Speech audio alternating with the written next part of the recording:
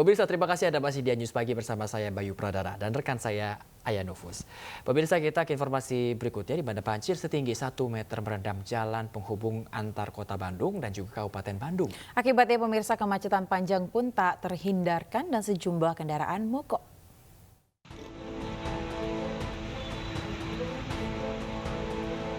Banjir merendam jalan penghubung antara kota Bandung dan Kabupaten Bandung, Jawa Barat, tepatnya di kawasan Kopo pada Senin malam. Air menggenang hingga ketinggian 100 cm usai hujan mengguyur sejak sore hari.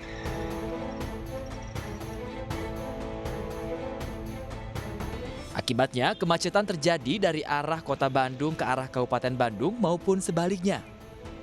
Sejumlah kendaraan yang memaksa menerobos banjir pun akhirnya mogok dan harus didorong.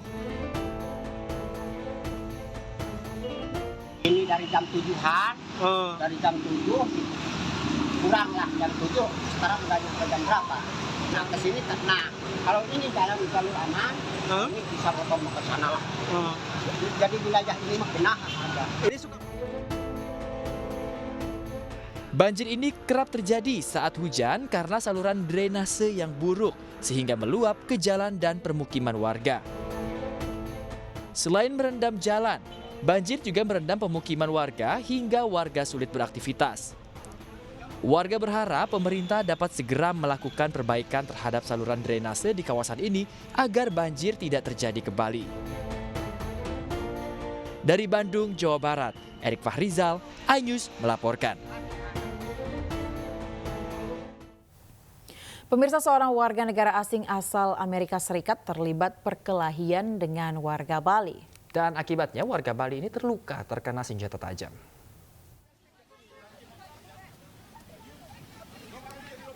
Ya pemirsa, keributan ini terjadi di kawasan Jembatan Sibang Gede, Kabupaten Bandung, Bali. Warga negara asing asal Amerika Serikat cekcok dengan warga Bali bernama Gusti Agung Lanang Widya. Saat perselisihan terjadi, bule ini mengeluarkan sebilah pisau hingga melukai Gusti Agung. Akibatnya korban terluka di ketiak kiri. Polisi kemudian menangkap bule dengan pasangannya ke Mapolres Bandung untuk diperiksa. Sedangkan korban mendapat penanganan medis di Rumah Sakit Mangusada. Pemirsa, kasus penganiayaan WN asing terhadap warga lokal ini diduga berawal saat pelaku dan korban terlibat kecelakaan lalu lintas.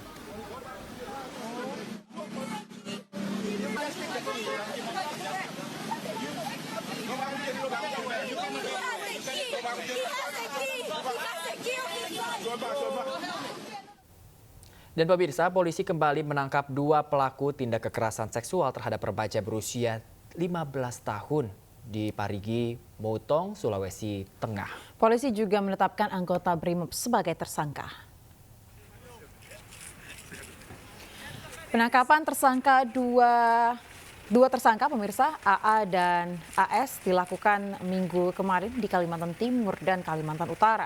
Kabin Humas Polda Sulawesi Tengah, Kombes Pol Joko Winartono menyatakan kedua tersangka akan diberangkatkan dari Balikpapan ke Kota Palu, Sulawesi Tengah dalam waktu dekat. Sedangkan anggota Polri dari Satuan Brimob MKS yang juga terlibat dalam kasus pemerkosaan terhadap anak di bawah umur 15 tahun ini ditetapkan tersangka karena polisi memiliki 2 alat bukti. Kasus pemerkosaan terhadap remaja di Parigi Motong menghebohkan warga karena melibatkan 11 pelaku. 3 diantaranya kepala desa, guru, dan anggota Brimob berpangkat Inspektur 2. Untuk kedua tersangka sendiri saat ini berada di Balikpapan, persiapan untuk menuju ke Palu. Keduanya ditangkap di Kalimantan Timur atau Kalimantan Timur 1, Kalimantan Utara 1. Oh ya. Kemudian untuk anggota BRIMOB-nya sendiri, oknum BRIMOB-nya sendiri sudah dilakukan penetapan tersangka hasil gelar perkara, kemudian dilakukan penahanan di Rutan Polda Sulawesi Tengah. Pemirsa, sidang perdana Mario Dandi dan Shane Lucas terdakwa penganiayaan terhadap David Ozora ini akan digelar pada Selasa hari ini. Sidang akan digelar terbuka untuk umum.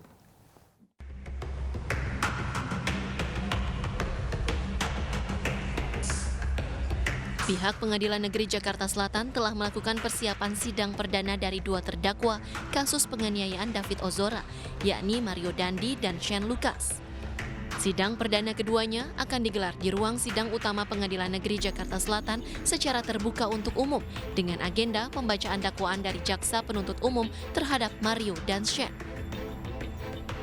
Terkait dengan pengamanan selama persidangan akan dimaksimalkan dari sisi internal Pengadilan Negeri Jakarta Selatan. Mario Dandi dan Shane Lucas dijerat dengan pasal penganiayaan berat berencana serta pasal perlindungan anak. Ancaman hukuman paling berat 12 tahun penjara menanti Mario Dandi. Sebelumnya kasus ini juga melibatkan remaja perempuan berinisial AG. Berbeda dengan Mario dan Shane, AG sudah divonis dengan 3 tahun 6 bulan penjara. AG dan JPU sempat mengajukan upaya banding namun ditolak. Tim Liputan iNews melaporkan. Ya, pemirsa, Mario Dandi dan Shane Lucas menjadi tersangka penganiayaan terhadap David Ozora pada 20 Februari 2023. Akibat penganiayaan itu, David Ozora sempat tak sadarkan diri dan harus dirawat intensif di rumah sakit.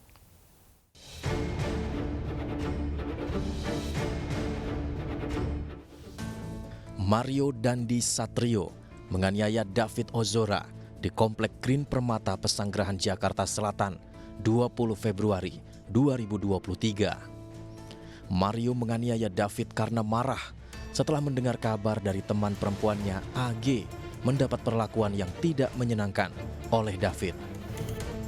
Mario menganiaya David hingga tak sadarkan diri dan harus dirawat intensif di rumah sakit. Terkait peristiwa ini, Polres Metro Jakarta Selatan menetapkan Mario Dandi dan temannya Shane Lucas serta AG menjadi tersangka. Untuk menyelidiki kasus ini, polisi kemudian menggelar reka adegan. Mario Dandi Satrio dan Shane Lucas dihadirkan dalam reka adegan yang digelar Polda Metro Jaya di TKP Pesanggerahan Jakarta Selatan. Sebanyak 40 adegan diperagakan. Terkait kasus ini, ayah Mario Dandi Rafael Alun Trisambodo meminta maaf dan meminta agar berdamai. Namun hal tersebut ditolak oleh keluarga David. Hobi Mario Dandi yang kerap pamer harta pun menjadi perhatian publik dan mengakibatkan borok Rafael Alun Trisambodo yang saat itu menjadi pejabat pajak terbongkar. Menteri Keuangan Sri Mulyani memecat Rafael Alun dari aparatur sipil negara. Tak hanya itu, KPK juga menetapkan ayah Mario Dandi, Rafael Alun Trisambodo menjadi tersangka gratifikasi dan tindak pidana pencucian uang atau TPPU. Tim Liputan iNews melaporkan. Pemirsa, kita beralih ke informasi lainnya. Pemirsa, di Bandara Rakernas PDI Perjuangan ini akan digelar 6 hingga 8 Juni mendatang. Rakernas akan menyusun visi dan misi bagi Ganjar Pranowo di Pilpres 2024.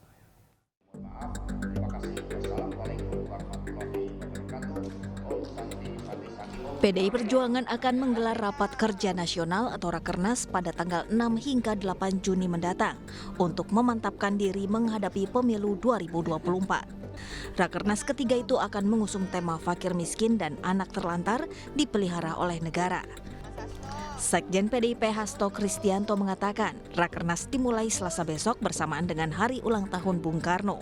Menurut Hasto, Rakernas ketiga PDIP 2023 juga akan menyusun visi dan misi bagi Ganjar Pranowo di Pilpres 2024. Momentum yang sangat penting di dalam mempersiapkan seluruh strategi pemenangan pemilu tahun 2024.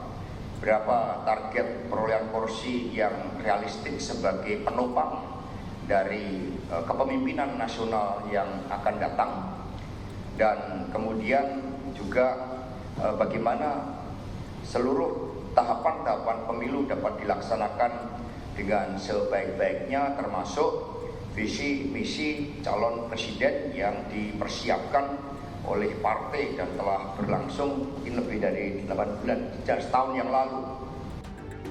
Rakernas akan dihadiri seluruh anggota DPR RI dari PDIP yang akan membahas strategi menghadapi pemilu 2024. Dari Jakarta, Tim Liputan iNews melaporkan.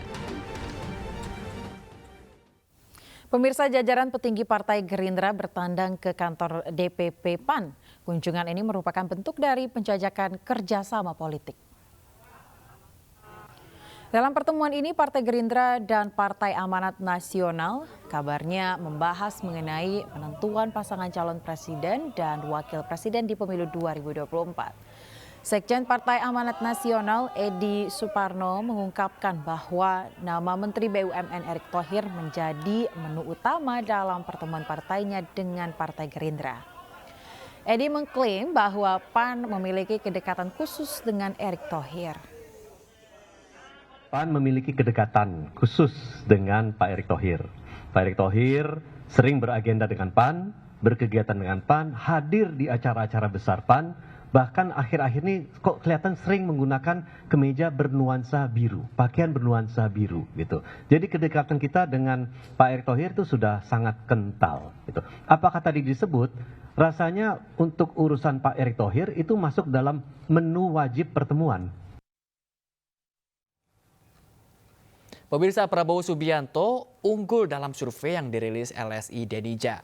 Bahkan Prabowo bisa unggul jauh apabila Anies Baswedan tidak mendapatkan tiket untuk maju sebagai calon presiden.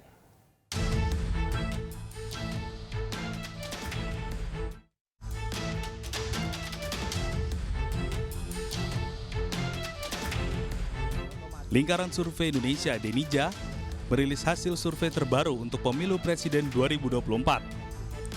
Dalam survei terbaru secara umum, Ketua Partai Gerindra Prabowo Subianto dinilai akan mudah menang melawan Ganjar Pranowo pada Pilpres 2024. Namun Prabowo bisa unggul apabila Anies Baswedan tidak mendapatkan tiket untuk maju sebagai calon presiden. Analisis tersebut muncul apabila Koalisi Perubahan untuk Persatuan yang digawangi Partai Nasdem, PKS, dan Demokrat gagal mencapreskan Anies sebagai calon presiden 2024. Dalam survei yang diselenggarakan pada 3-14 Mei 2023, Prabowo akan menang apabila head-to-head dengan Ganjar pada pemilu 2024 dengan selisih 7,2%. Elektabilitas Ganjar 43,2% dan sebesar 6,4% menyertakan tidak tahu. Peningkatan elektabilitas Prabowo terjadi saat head-to-head dengan Ganjar, salah satunya karena migrasi pemilih Anies. Mayoritas pendukung Anies akan lebih banyak berpindah ke Prabowo dibanding migrasi ke Ganjar. Jika Anies tidak jadi maju sebagai capres, yaitu tidak dapat tiket untuk menjadi calon presiden di pemilu mendatang, ini memang yang diuntungkan adalah Pak Prabowo, karena migrasi suara Anies ini lebih besar ke Prabowo sebesar 50,8, sedangkan Pak Ganjar hanya 25,4%. Dan yang tidak tahu tidak jawab juga masih ada sebesar 23,8%. Jadi boleh dibilang migrasi suara pendukung Anies ini lebih banyak beralih ke Pak Prabowo jika memang nanti pada akhirnya Anies gagal maju mendapatkan tiket capres. Dalam survei LSI, Denija juga merilis survei calon presiden 3 nama, yakni Prabowo, Ganjar, dan Anies. Prabowo unggul tipis 33,9%, kemudian Ganjar di angka 31,9%, dan Anies sebesar 20,8%.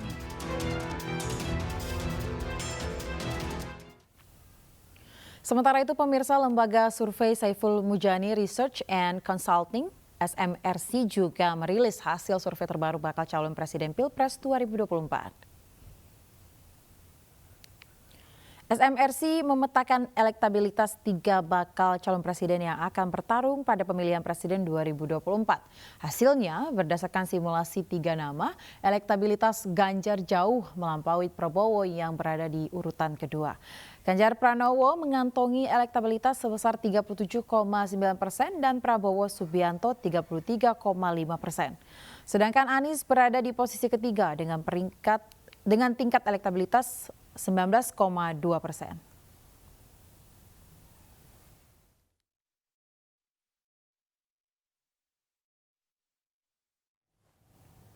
Pemirsa, beragam cara dilakukan para relawan untuk menggait massa pendukung di tahun politik.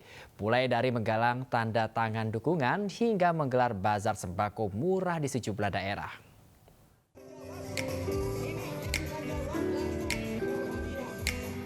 Massa buruh yang tergabung dalam relawan GBB berkumpul di alun-alun Hangawana, Slawi, Tegal, Jawa Tengah, menggalang tanda tangan dukungan untuk Ganjar Pranowo di pemilihan presiden 2024 mendatang. Diiringi lagu balo-balo kesenian khas Tegal, mereka menari dan bergembira bersama. Untuk menarik antusias warga, puluhan gerai UMKM kuliner disediakan secara cuma-cuma dan sejumlah hadiah menarik juga dibagikan oleh relawan. Ratusan warga Pakualam, Kecamatan Serpong Utara, Kota Tangerang Selatan menyerbu pasar sembako murah yang digelar relawan Gardu. Disediakan 500 paket berisi sejumlah bahan pokok seperti beras, minyak goreng, gula pasir, hingga teh celup. Harga paket sembako yang mencapai Rp95.000 itu dapat ditebus murah oleh warga hanya dengan uang Rp35.000 saja. Bazar sembako murah juga diadakan di Desa Sukaluyu, Kecamatan Taman Sari, Bogor, Jawa Barat, oleh relawan SFC bersama RSI. Paket sembako senilai Rp75.000 berisi beras premium 3 kg, telur setengah kilogram, dan minyak 1 liter dapat ditebus warga hanya dengan uang Rp15.000.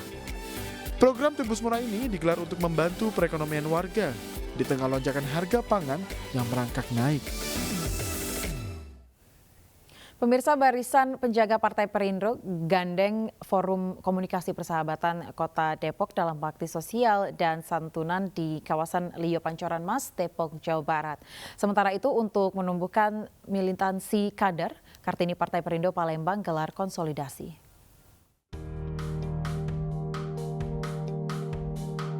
Baja Perindo bersama Forum Komunikasi Persahabatan Kota Depok menggelar halal bihalal sekaligus mengajak anak-anak yatim dan janda berbahagia dengan memberikan mereka santunan serta bingkisan. Bakti sosial dan santunan anak yatim digelar di Situ Rawa Besar Depok, Jawa Barat ini adalah bukti nyata kehadiran Partai Perindo di tengah masyarakat. Sekitar 200 lebih ya, dan ini para yatim piatu dengan para janda yang kami berikan santunan, terutama lagi anak-anak yang yatim piatu ini ya memerlukan perhatian. Untuk itu kami hadir sebagai solusi di tengah masyarakat. Sosial berbagi itu kan hal yang langka ya. Kami berharap ke depannya makin baik, makin mengedepankan orang-orang susah menjadi lebih layak. Sementara itu, Kartini Partai Perindo Kota Palembang gelar konsolidasi di Demang Lebar Daun, Palembang, Sumatera Selatan. Konsolidasi digelar untuk menumbuhkan militansi kader agar Partai Perindo dapat mewujudkan Indonesia sejahtera. Kami akan bersinergi dengan Partai Perindo DPD Kota Palembang yang terutama sekali kami akan membantu Partai Perindo untuk bisa sukses di pemilu 2024 nanti. Saya Partai Perindo ini juga menggandeng kaum muda dan emak-emak di Kota Palembang masuk dalam kepengurusan. Sosialisasi secara maraton di 18 kecamatan di Kota Palembang juga akan digalakkan agar Partai Perindo lebih dikenal masyarakat. Tim Liputan iNews melaporkan. Pemirsa, Menteri Pertahanan Prabowo Subianto menegaskan pentingnya menjaga persatuan Indonesia sebagai negara majemuk. Menjaga persatuan sangat penting untuk mencegah perpecahan di negara yang sangat multikultural ini.